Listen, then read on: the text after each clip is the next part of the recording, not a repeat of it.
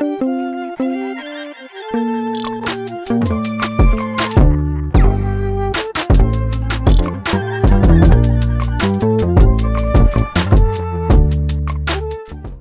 are so delighted to have the two of you sit down with MB Magazine and just talk about this next chapter of what God is doing in your lives for the both of you. I just want us to have a fluid conversation, very organic. The two of you have just gotten engaged. Mm-hmm. How does that feel? It feels good. Yeah, I mean, it's exciting. Yeah, I love the fact that, after a couple of years, it's still as exciting as the beginning. That's kind of one of the ways you know. Yeah. I agree. I mean, we still just we have as much fun dating each other now that we did, in the beginning. So it's exciting to go to the next level, but we just still enjoy each other, which is amazing. And she's gonna make sure we enjoy ourselves. She's the jokester, the planner, and all of that. Yeah. As she should. And all relationships is really about balancing one another. Mm-hmm. And that's why God puts us together. Right. Okay? As husband and wife. You have a role, you'll have a role. Mm-hmm. Husband, wife, the two roles will converge and it will be something absolutely amazing. When we think about marriage and the context of what little boys always think about or what little girls always think about, society tells us that little girls are always dreaming of their wedding day. They're always dreaming and thinking of getting married. Mm-hmm. Pastor Keion, I just want to ask you, from the male perspective, what is it that young boys think of in terms of marriage? Young boys don't. I mean, that's good. That's not something we're thinking about. When you're younger, you're thinking about sports. You're thinking about what kind of entrepreneur you want to be. So it's not so much embedded in our DNA. And if you add that to the fact that a lot of our fathers, especially African American men, are missing from the home, then there's not much talk of marriage. And I can speak for my home. My mother was single, so there wasn't much talk about it. But when I was a child, I thought as a child. When I became a man, I put away childish things. So now as a man, I can speak to that. And what happens is this is the best example I've heard. When a woman thinks about marriage, she's thinking about beginnings. Where are we going to get the house and what city are we going to live in and the dress and my friends and my circle. It's the beginning. For men, marriage actually represents the end. No more searching. I don't have to look. I found exactly what I'm looking for. So here it is with her sitting next to me. She's thinking about the beginning of a thing, and I'm sitting here in the same space thinking about the end of a thing. Would you agree with that, Shaunie? I think that's really a good perspective. I never thought about it like that, but not knowing how a man thinks, of course, but I could see how men think, okay, this is it. I'm settled. I don't have to be out here. I mean, and in a way, women are, I think at this age especially, you are thinking that, right? Because the dating pool is not the best place to be right about now. So I think like that in a way. In a way I'm like, okay, finally, it feels so good to have the partner that we all dreamed of, right? As the little girl, you want your hero, your knight in shining armor guy to come along and sweep you off your feet. And it took a while to get there, but the fact that I'm here now, I think it is a beginning for me, as opposed to a settling end for him, which is actually kind of cool because I think it just meets each other and makes that perfect match of like I'm thinking beginning, he's thinking end, and we'll fill in the middle. Yeah. So when you're thinking in terms of an end for you and a beginning for you, let's think in terms of purpose. What would you say is the purpose of your marriage to one another? Yeah, I think it's important. The first purpose of this marriage is for me to realize that she was who she was before I met her.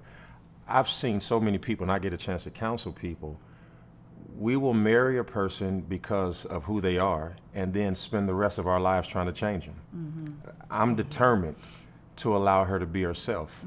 It's what I fell in love with, and it's what complements the destiny that I have, the gregariousness, the entrepreneurial mindset, the philanthropic mindset. And for us, I think it's important for people to realize that neither of our lives have changed. We're not, destiny didn't tap us on the shoulder and our directions changed. We collided. She was always heading this way, and I was always headed towards her. And the Christ in her that her mother instilled from a little baby. I didn't meet her as a non-church goer. I met her, and one of our conversations was about the relationship she had with her pastor. So this is a continuum for us, which makes it so enjoyable for us. And we look out on the outside and we see people trying to figure out, how does this girl from Hollywood meet this guy in the church? And at dinner when we're talking, I'm talking about all of the counseling sessions she had with her pastor. And her pastor did call and tell her, don't forget who your pastor is. I told him you need to call him back and tell him you got a new pastor. But it's an amazing journey. I'm having the best time of my life. Yeah. It's so fun. I think people think that it's this change, or like this is new, especially for me. Like when culture meets faith, it's like, oh my God, these are so different. And yes, but no. This is not brand new to me. I grew up in church. I sang in the choir. My mother was the pianist at our church growing up. I was a church secretary when I was 18, 19 years old. So church is not new, even though most people assume it is. And so I do want people to understand that this is not like a culture shock for me. This is not anything that I am uncomfortable being in at all. We're sitting here doing an interview with you today. We're blessed by it, but we spent 4 hours yesterday in choir rehearsal. Right. That's amazing. Just looking at the choir, and I directed. From the audience, she's directing, and from my seat. Yeah, because I'm Ricky Dillard on the inside. Doing too much, but it's an amazing journey. I look forward to the unfolding of it. Bible says, and the two shall become one flesh. That's right. And that word in the Hebrew, become, is actually becoming. So what every person who desires to get married to anybody should know, that you don't become one the day you meet. You're becoming one through the entire process. There are people who have been married right now who are 30 years into it and have yet to become one. Mark Twain says that every human being is like the moon, that we only really know 59% of each other. When you see a moon and you say it's a full moon, 41% of the moon has never been seen from Earth. And he says that the man is like the moon, that 41% of him is unknown. And so I intend to spend the rest of my life figuring out that other 41%. That's wonderful. That's wonderful. Good, it really I know, ain't is. it? I was thinking to Look at myself, I'm that. like, man, pretty good. So I'm thinking about that, and something that you said earlier is that she's who she's always been. She's who she was birthed to be. You're who you were birthed to be. And you were always traveling in the direction toward each other. It took some life experiences to occur. It took some relationships to occur to get you to where you are now. And the reality is, God has a purpose yet for you both. Just like he says for us in the book of Jeremiah, for I know the plans that I have for you. You have a plan for your life. In order for you to achieve that purpose, that goal, that plan, it requires Shaunie in your life. Absolutely.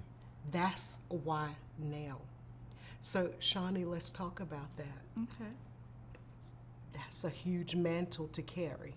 Yes, absolutely. I mean, I think that we work at this. It's not, I think that's another thing that people should know, is that we work at making this work. It is, had somebody said that to us, when we were all younger, I think life would have been just a little easier. It's a process, and it's a working process. So we do our counseling. We put the work in, and you're right. It's a job, but it's a job that we have both committed to, that we're both determined for each other to reach our goals, and we are going to push each other to make them, and we're going to step in and be the piece that helps take each other where we're trying to go. So whatever that requires of me in his life is what I plan on being and doing. You know, first and foremost, I am going to be his wife, and what he needs of me in that role, period. And then when it comes to the church and being the first lady, wherever that is for me, you know, I'm going to figure out where my space is there and not conform to what people expect or want me to be. Because at the end of the day, you can't please everybody, right? That's right. So I am going to, and he's so patient in that space. He's like, you know what? Figure out where you want to be, what role you want to play, how you want to do this, and don't let anybody rush you. Don't let anybody tell you what that has to be, or it's not on a piece of paper or any book. And I appreciate that. But I think he knows that I'm here to support him as he is me. We discuss everything, pretty much most decisions we sit down and talk about. We have a great communication process going that we worked at. And I think it's just helpful in that space. Yeah, I would say the closer she gets to what our members would want her to be, the further she's going to get away from what I'm looking for. Amen. I'm not looking for her to go satisfy a group of people who could hear a better sermon next Sunday and decide to go to another church. We have a partnership, and that partnership is, number one, to bring God glory through our union. Yes. Number two, to ensure that our children get an opportunity to see love so that they'll know what real love feels like, and not the pseudo love that a lot of us have settled for. So we've got an example to lead. We have a church to lead, and in that church are people who are entrepreneurs. In that church are people who seek to go into industry. You know, when the Bible says that Jesus said, go into all the world and teach them, what he really meant is go into all the world systems. And how can the church be effective if the only place it stays is in the church? The church needs to have an expression in business. The church needs to have an expression in philanthropy, in magazines. There need to be Christian people who interview people. There needs to be a Christian at the top of this building as the CEO. We need to be represented everywhere, because the world has to be one for Jesus, not just the church. That's really good. And you said something very key earlier, when she's trying to, or should she try to fulfill those desires of what a congregation wants of a pastor's wife, a preacher's wife. Hey, it's a catchy title that we've heard from way back in the day. You know, the Preacher's Wife movie, it was so popular, right? Yeah. And trying to live up to someone else's standards is just not going to cut it. Yeah. It's just not. When we look at, like you said, who we have in the church now, they can hear a sermon from someone next week and it ends them in a different place. But meanwhile, they've been in the ear of the pastor's wife, trying to change you, trying to denature your relationship. And those are the types of challenges that the two of you are up against as you become husband and wife. As any husband or wife is going to be up against challenges. But unfortunately, because of the way not just society is, but the spiritual realm is, you're going to come against demons that are going to be after your marriage in such a way. And what better people to work through than the people of the church? So my prayer for you, MB Magazine's prayer for you in your marriage, is that you strike that balance and that you not be deceived by some of the vices that will come towards you in the name of the church, but realize that you are his wife. You are her husband. And in that is your first ministry, one into another. Absolutely. And so how will you set an example of keeping the appropriate boundaries in your marriage between your role in one another's life and your role with the church? Well, I know one thing for sure. If she don't like me, they won't. If she decided that she wanted to leave, they would be looking at me wondering, what's wrong with her? So as opposed to meeting those standards, the way I set the boundary is I do my best to satisfy what God gave me. See, the only covenant relationship that I will have will be her. Yes. She has to come before the child that I have.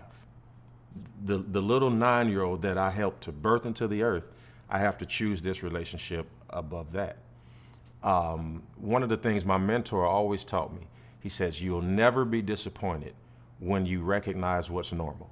When you figure out what's normal, you won't be thrown off. So I understand that we wrestle not against flesh and blood, Yes. but of spirits and wickedness in high places. I know that's built in. I understand that. And so we have great support systems. We both have great mentors. Our mentors cross-pollinate. We talk to each other. We've got great counselors. And you can't over-spiritualize everything. Some of the stuff is natural. You know, you can't just fall down on your knees and pray about everything. Sometimes you got to go and get on somebody's couch and lay down and deal with trauma, right? You know, this ain't all, it's not, the church is not our biggest weapon. There is an evil force in the world that comes up against marriage, and it doesn't matter if you're in church or it doesn't matter if you work at Taco Bell, it's coming after you. So let me ask you this. Why do you think that there's such a great force against the union of marriage? Well, I think number one, it's a spiritual thing, right? Look at all of the great things that happen through the union of two people, right? It takes two people to birth a person. And there's always discerning and disconcerting forces in the world that's against anything that's unified, right? Yes. It's not just marriage. It's the power of anything that unifies, and there will always be an opposing force that looks to diversify. And so again, that's normal. The reason why I think it comes up against marriage, speaking from a spiritual standpoint, we know that God instituted marriage. So the enemy is against everything that God created. It's the first thing he did in the garden. Before we see men produce children, we saw them become one flesh. So it's really the enemy's attack against God's original invention and creation in man. He hates it. And we both have been victims of failed marriages, which is something that we've talked about, that I would love to put in the mainstream. We are up in our age, and we didn't just meet each other in high school. We went through some stuff to get here. Yes. And so, Right. you know, I'll leave the rest to her, but I think that's why. I think the enemy is after what God created. I don't think it's any more complex than that. Yeah, agreed. I totally agree. So when you think in terms of the assignment of the enemy is coming against unity, coming against oneness, and when you think about remarriage, which is where we are at now, do you think the world is in need of examples that draw us back to the essential foundation of what God's design was for marriage, as a reminder? And if we need those examples, what do you see your role being in that through what God is joining with you now? I don't know. I don't look at it as if the world needs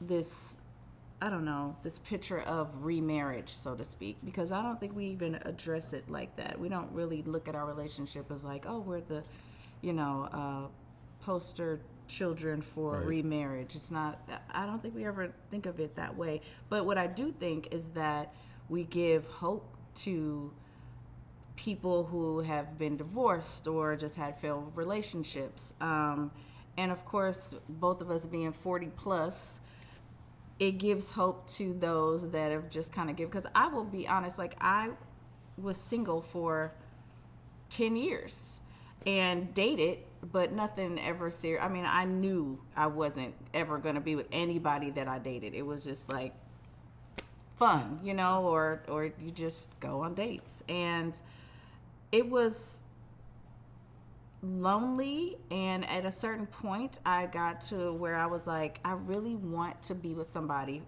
like for the rest of my life. Like I because I thought I would never get married again. That was just out of the question, not doing it. And then as I got older, it was like, no, you know, my kids are getting older, it's everybody's leaving, and I want that person, and it was not happening. It wasn't happening, and I just stopped thinking about it. I guess I gave up, you know. And I have so many, we talk about it all the time, I have so many single girlfriends, and they're just always like, you give us hope that there's still a chance, because the dating pool sucks, and, you know, and it does. But I think Kiana's right. Like, we were just destined to meet, and we were always in each other's path, not knowing it. And even though it was so many things I said I wouldn't do again, and I didn't want, and it's just like, you have to let those things go. You know, you have to, this was clearly in God's plan. And even though I'm stepping into a space that people I would seem as unexpected, it feels so right, and so it's our normal, right? It's so normal, even though other people are looking at it like, how does that work? It's our normal. And again, I think it just kind of gives hope to people that have been in our shoes or similar shoes, and that there's the light at the end of the tunnel. I think there's another barrier too that's also being shattered, because it's always positioned as if, you know, she's coming into my world. But I think there's another narrative that's unfolding, because I grew up in a Baptist church, and this is the scripture all the preachers use: be thou faithful unto death. So, and you just had to preach, and if you did anything else other than preach. But I'm an entrepreneur. I own my own businesses. I've got my own nonprofits. I've got some other things that are going on. So what I hope our example would be is the intersectionality of what we're both doing, right? That she took faith to the marketplace, and I'm bringing the marketplace to faith, and that there's this intersectionality. When Jesus found Peter, he was a fisherman, right? Yes. So we're all disciples in some kind of way, and we have to be comfortable with the fact that all preachers don't preach in churches, and all evangelists don't have a pulpit, that we've got to be sharing the gospel through our own ways, in our own spaces, and it always isn't through a sermon. Sometimes it's through a lifestyle. God needs wealthy people. He's got to have smart people. We need saved engineers. Yes. We need saved people who own production companies. We cannot shrink wrap ourselves into a 4x4 building or a wall with a steeple and think that that's a representation of the church. My God is so big that when I hear people talk about the church, it almost seems like this microcosm of a bigger expression, and he's much bigger than that. Right. So if anything I want people to get out of our union is to see how big our God is, how vast he is, and how he can use anybody to do anything at any time. That's incredible. I mean, the way you take and you merge these two thought processes together, and I hear you saying that it's not just you bringing her into your world, she's bringing you into her world. Absolutely. And we have these two wonderful burning worlds that God is fusing together as one world together, now for a reason. If I were to give you the definition of marriage, Yes. the collision of two histories. That's true. That's all it is. Yeah. The This is collision good. of two histories. Let's and the unpack magic that happens when two worlds collide. Could you That's imagine good what's stuff. in her planet that my planet doesn't have? And what's in my planet that her planet doesn't have? Yeah. And that the fertile soil is ready to reproduce in the intersectionality of those worlds to create a super planet, Wow. right? That more people can survive in. Our union, I hope, actually expands the church and let other people Right. know you're safe in here, Right. That's that good. there is room for you at the cross, Yeah. and Jesus loves you too, no That's matter good. what you did yesterday, Right. no matter where you were yesterday, no matter how you talk. I want people to understand our God is not this depiction of the dictatorial mindset that some people have painted God into being this evil, callous guy. He's so loving That's and good. so open and so free and so kind. And you go and find God in the Bible, you don't find him with Pharisees and Sadducees who are modern day religious people. I preached a sermon the other day about a woman caught in the act of adultery, and Jesus says, okay, she did what she did, but let me ask you a question. He who was without sin cast the first stone. And the Bible says after he asked that question, everybody dropped their rock and walked away. And he looked at the woman and said, where are your accusers? And she said, I don't have any. Because the only people that could keep the rock were the perfect people, and there were none. And there are none. There are none. Right? It's something to strive for. Yeah. Right. But the reality is we are who we are, and God needs us imperfect. Absolutely. He brings us two imperfect people. We're whole, and you bring your whole, and I bring my whole, and then good. together we merge together Yeah. to become what it is that God desires us to be. But also understanding that there's a groundedness, there's a yieldedness to bringing forth His purposes in the earth. good. And it's an amazing thing. That's what excites MB Magazine about what we're seeing occurring in your lives right now, is that the hope that you talked about. Yeah. It's a hope that it's not something that you're coveting over here and nobody's able to see it, but you're inviting people in to get a glimpse of how big our God is. Right. What His promises are fulfilled in your life. It may not have occurred when you wanted it to, or even with who you wanted it to occur with. Right. I mean, the two of you have budded families, and you're growing an even bigger family now, also in the household of faith. And God still has His hand on it, knowing that when you were 3 years old, you'd be sitting here with this man right now, right. fulfilling your life's purpose. Right. Being an extension of God's hand in his life as he fulfills his purpose. That's the fullness of it. That's the beauty of how amazing our God is. Yeah. And we're just fortunate that you've allowed MB Magazine to be able to share this moment with you and to share with our readers Yeah. just how truly amazing and fulfilling God is. Yeah. And when you stay the course and walk in your purpose and be who you are. When you met her, she wasn't being someone else. She was being exactly who she is. The same with Pastor Keion. Absolutely. He was being exactly who God has called him to be. And now with these worlds coming together, I can only imagine how many chains are going to be broken. Wow. I received that. Yeah, absolutely. I think she's the best decision I ever made.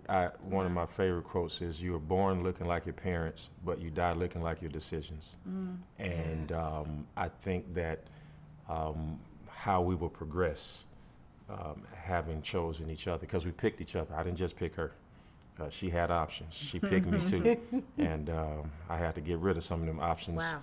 by sticking my head up and letting them know she was off the market. But yeah, I love her and I appreciate it. No, it wasn't no option. I like to tell myself that.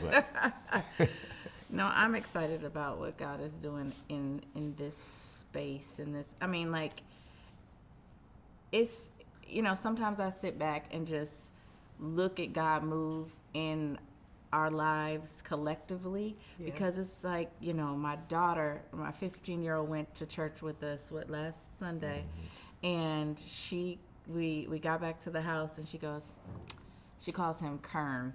She Who makes knows up why? nicknames for everybody, right? So she was like, Kern, that was really good. And so he was like, well, thank you. And so she was like, I didn't understand everything, but what I did understand, it was so good. Like, she was trying to tell her sister about the sermon. And that, to me, was like, this is, it's continuous confirmation that this is right. And this is in God's plan, because like to hear her trying to explain to her sister what the sermon was, and she did a great job, but just that it meant something to her. She's 15, their attention span is this long, and she heard that sermon 2 hours before she was talking about it. And she even asked me, she was like, what is he going to talk about this Sunday? I'm like, I don't know, but she's interested. The way he describes and explains the Bible is so absolutely different than how I grew up. Now, same story, but I'm like, well, I never knew, I never knew that's what that scripture was saying. But, traditionally, I grew up in a Baptist church too, so traditionally, it was just, you knew them in your head, you memorized them, you memorized all the hymns, you memorized all the scriptures, and you might not necessarily know what they meant, or what you just had them memorized. So like now I'm like, wait a minute. So all that time I've been thinking, it's just, like I said, it's just in God's plan, and God's hand is totally on every part of this union, because like from my kids to things that are just happening in our lives professionally, that's just joining it. It's making us work together on things that I never would have thought we would work together on. Like what I do as far as producing television, and him being a pastor and an entrepreneur, us coming with brand new ideas and brand new branches of business to go into, that's just like working. That's just happening without us even trying to, come up with a plan. Like we don't have to sit and be like, what are we gonna do? What's our plan for 5? It's just happening. And she's come, to talk about her being the first lady. That's a new credit on her sheet. But me being a producer, right, is a new credit on my Right, sheet. that's So true. I mean, it is what it is. It's that balancing. It's the balance. balance. It's that balancing, and I'm sitting here and I'm listening to the two of you speak of, exactly how God has fused you together in your different roles, in your different arenas, and the two of you had 2 complete lives before each other, Right. Two complete lives. But God saw fit to bring you together now at this junction and for this time. I just asked you, with lives so full and so complete, what do you think, or what do you feel was the purpose for God fusing the two of you together now? Like, why now? I know that she has everything I don't. So in order for me to get to the next reiteration of me, I need a capacity that I didn't possess. Yes. I'm literally all work and no play. Like I am a workaholic. I go to work every day. I don't like to be late. I think that on time is 15 minutes early. Go to work, have a business meeting. And then she comes and says, we need to go throw axes. She took me skiing. I am a black man from Gary, Indiana. Skiing, we were so poor that I thought only rich people could ski. So I never even pursued it. The Bible says that Jesus is the way, the truth, and the life. Yes. And if you're not careful in church, you'll just know way and truth. You'll have no life.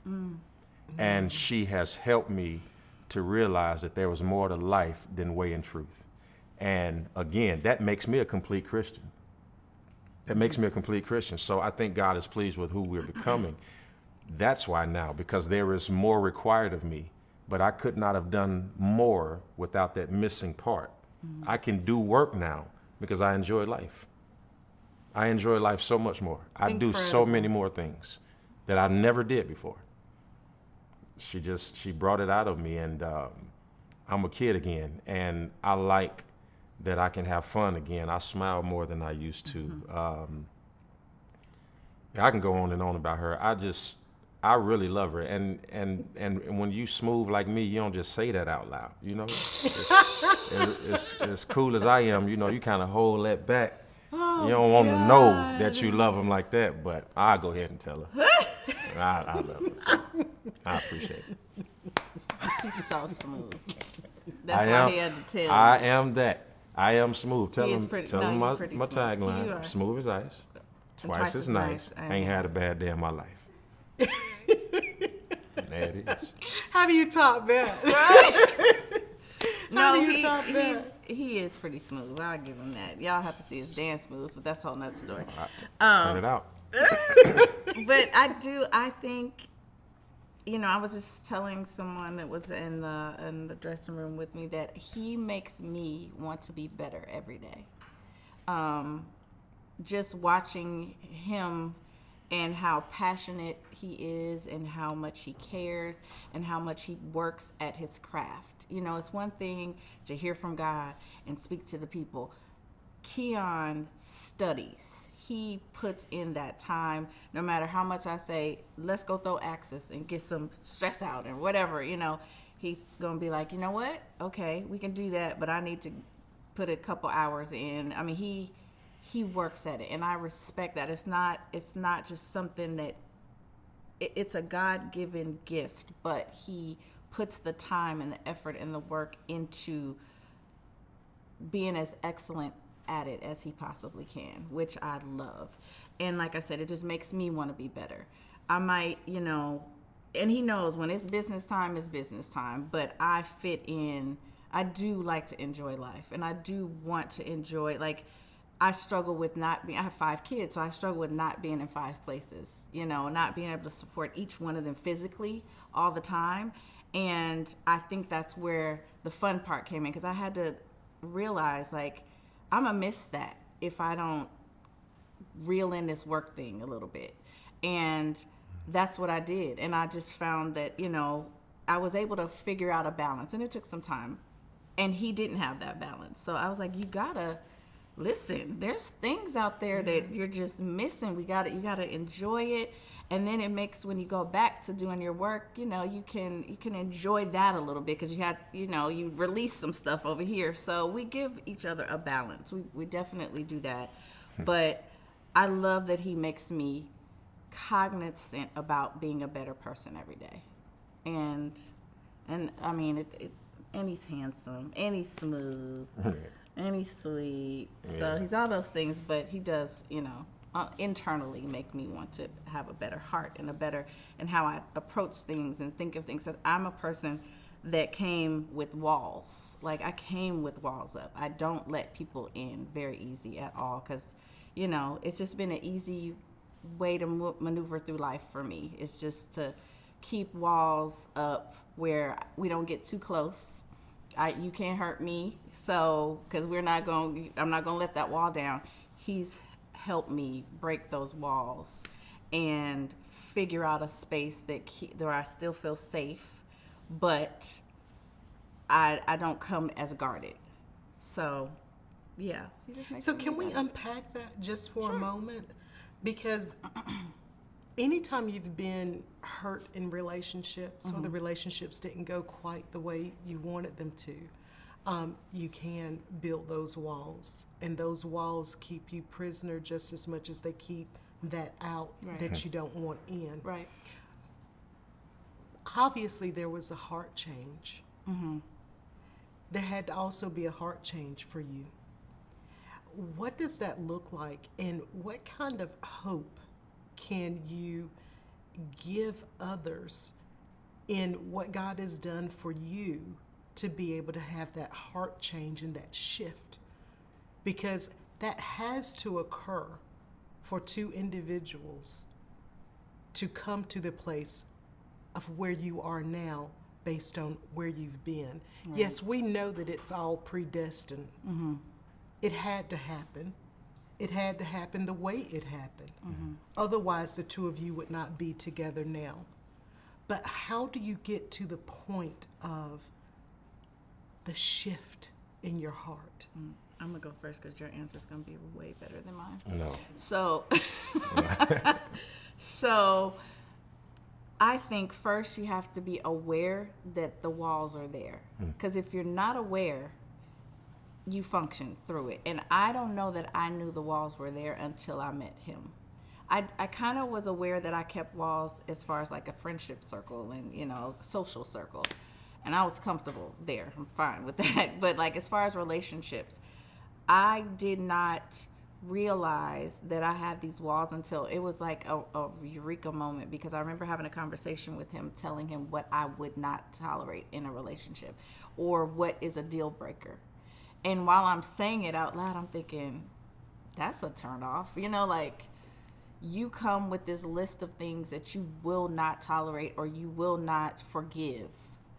And I don't know how he was receiving it, but I was saying it and thinking, yeah, that's going to be kind of miserable. You know what I mean? If you go through life expecting this new relationship to come with these rules that you're setting, and that will be a happy place, but you're giving it all these limitations and all these fears, right? Of like, you do this and it's over, and you do that, so it was that moment for me that I realized that I had these walls, and that just wasn't going to be anything that could possibly be a positive for going into a happy relationship. So awareness is where I think it starts, is being aware of what baggage per se, or walls, or whatever you want to call them, what they are for you personally. And are you willing to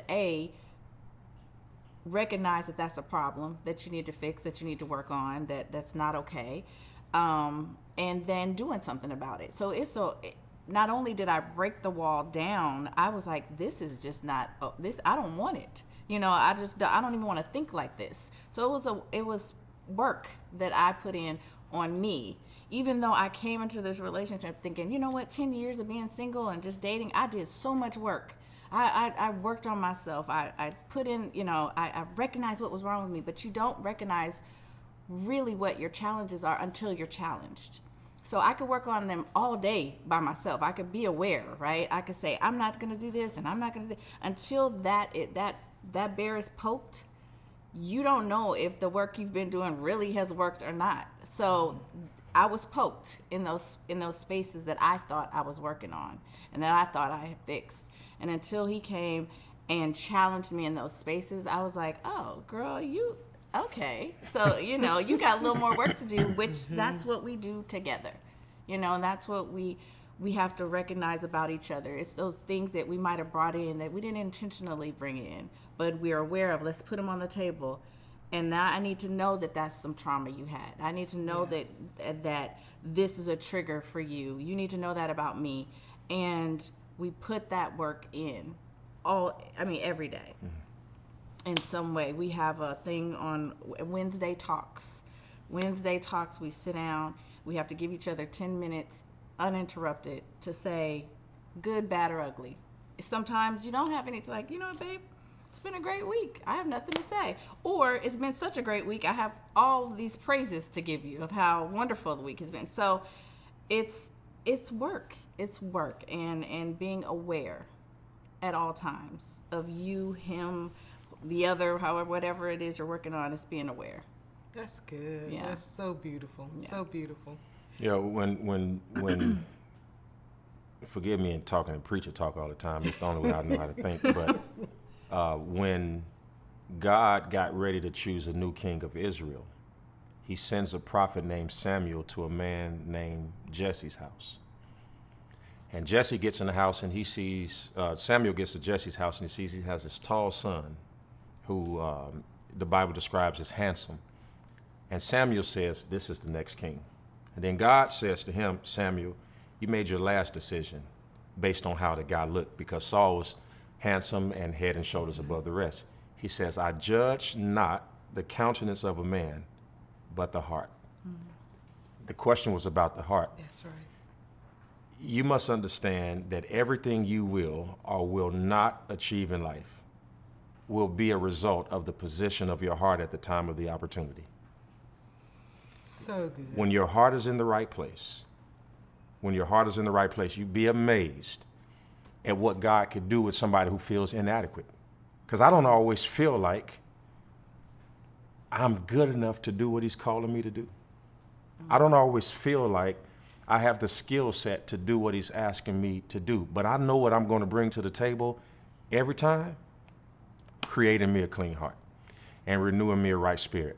If I bring my heart to the table, purified every time, I may not always have the language, may not always have the speech, may not always have the connection, but my heart has gotten me through every door that I've ever been through, and I refuse to allow anything or anyone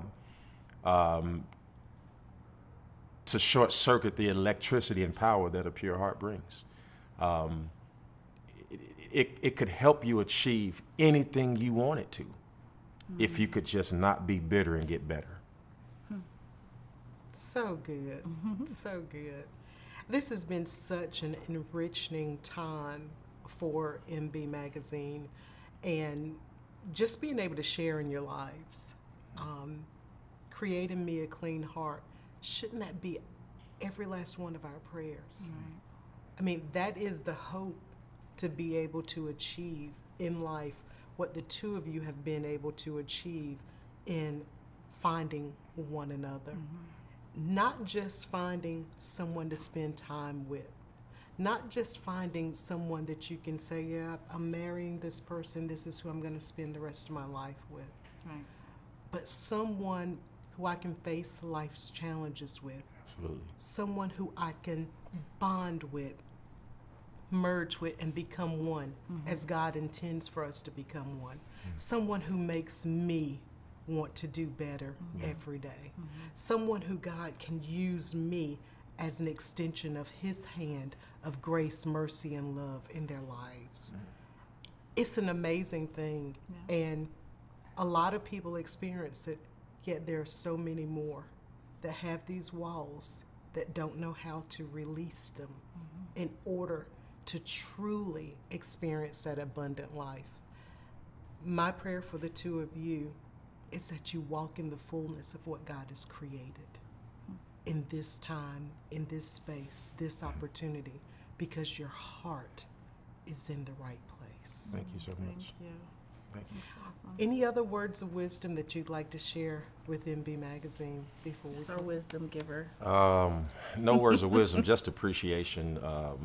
of providing a platform for us to serve your readers Yeah. with our story, and hopefully something that we have done or said will help somebody get over the hump. You always, I think that your life is the sum total of your yeses and nos. Yes. And if you would have said yes when you said no and said no when you said yes, we all be somewhere different. I Right. hope this helps people to say yes in the right places and no in the wrong. That's good. Yeah. So good. We are so just godly happy for the two of you. Thank I mean, you so much. I am Thank you. looking forward to, MB Magazine is looking forward to all that God is going to use you to do in the lives of one another Yeah. and your families, and just the example that you bring of the pureness, the earnestness, and just what the world is thirsting for now. You know, there's a thirst, but people know not what they thirst for until that thirst is quenched. And you all have so quenched us today. Thank you. It's Thank been you. amazing. Thank you. for And having us. we are just so grateful for you. God It's been bless you. awesome. Thank you.